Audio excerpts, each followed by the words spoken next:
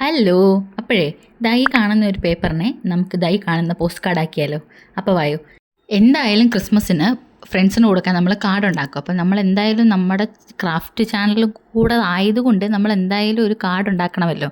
അപ്പോൾ ഞാൻ കുറേ ആയിട്ട് ഇങ്ങനെ വിചാരിക്കും എന്ത് കാർഡ് ഉണ്ടാക്കും, വെറൈറ്റി ആയിട്ട് എന്തെങ്കിലും ഉണ്ടാക്കണമല്ലോ എന്ന്. അപ്പോഴാണ് ഞാൻ പെട്ടെന്ന് പോസ്റ്റ് കാർഡിൻ്റെ കാര്യം ഓർത്തത്.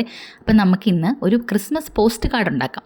സാധാരണ കാർഡുകളിൽ നിന്ന് വ്യത്യസ്തമായി ചെയ്യണമെന്ന് വിചാരിച്ചിട്ട് ആദ്യം ഞാൻ ബോർഡർ കൊടുത്തപ്പം റെഡും ഗ്രീനും മാത്രം കൊടുത്തേ. അന്നേരം ഒരു ഭംഗിക്കുറവ് തോന്നിയിട്ട് ഞാൻ വൈറ്റ് മാർക്കർ വെച്ചിട്ട് അതിനിടയ്ക്ക് ഓരോരോ ഗ്യാപ്പ് ഇട്ടിട്ട് ഇതുപോലെ ഒന്ന് കൊടുത്തപ്പോഴത്തേക്ക് എനിക്ക് അങ്ങോട്ട് പെരുത്ത് ഇഷ്ടമായി ഗൈസ്. ഒന്നും പറയാനില്ല, എനിക്കിഷ്ടമായി.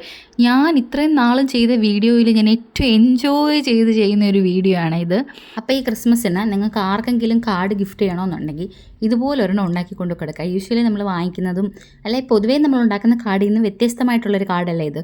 പോസ്റ്റ് കാർഡ് എന്ന് പറഞ്ഞു കഴിഞ്ഞാൽ അതിന് മേളിൽ എന്തായാലും സ്റ്റാമ്പ് കാണും. അതിൻ്റെ ഫ്രണ്ടിൽ ഫ്രം ടു എഴുതും, ബാക്കിൽ മെസ്സേജ് എഴുതും. അങ്ങനെ ആയിരുന്നു.